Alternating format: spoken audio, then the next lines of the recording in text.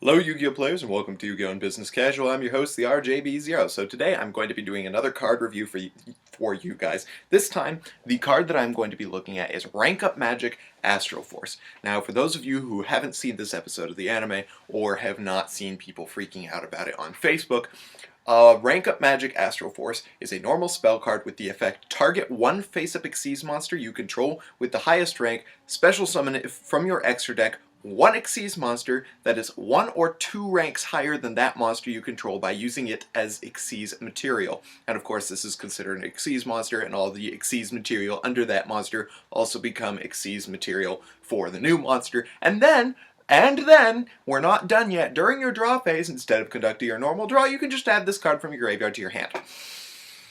So before I get to my reaction, I think we have a special message from Steve Carell. No, God! No, God, please, no! No! No! No! Yeah.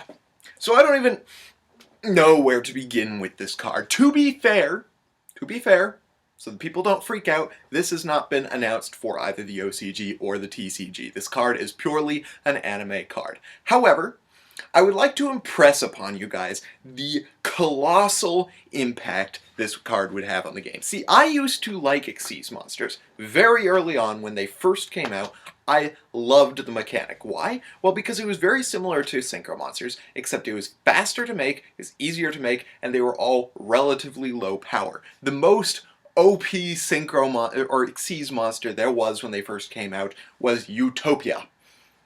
Yeah. And then, of course, there was Leviair, and you had other things like that. But really, Utopia was your biggest Xyz monster. And I liked that. That was good, because it was a faster game mechanic. Xyzes were easier to make, and they were less powerful than Synchros. So they actually kind of balanced things out. And the other thing about Xyz monsters is that when you're using Xyz monsters, you actually have to plan them out in your extra deck. Like if you have a deck that is primarily level 4 monsters, you have to choose the appropriate rank 4 Xyz monsters. Or if you have a tour guide thrown in there, you might as well have some rank 3 monsters in there.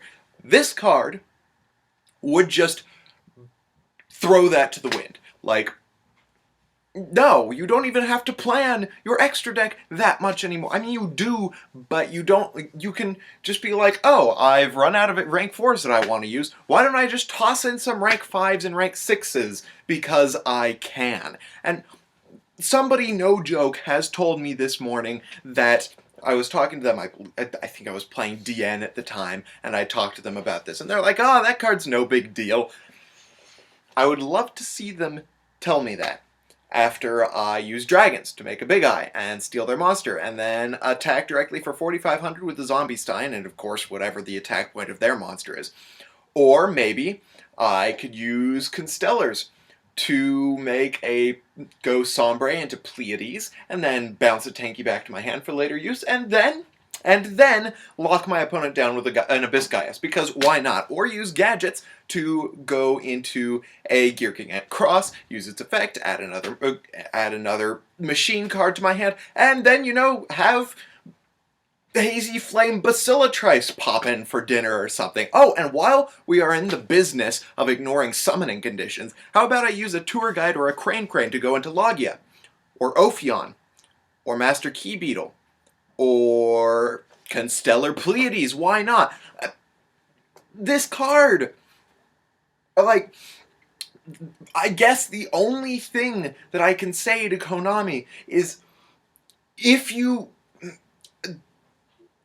have any love left for the players of this game or the game itself, either refrain from making this card or nerf the heck out of it. Because if you don't, if you fail to do that, you will be asking to break the record that you set in February of 2012 of how many people you can get to quit a card game in one day. So that's what I have to say about that card. You guys can explore the ridiculousness of it on your own. What I used were just a couple of the examples that came to my mind of the ridiculous brokenness in the game that would come out of this card.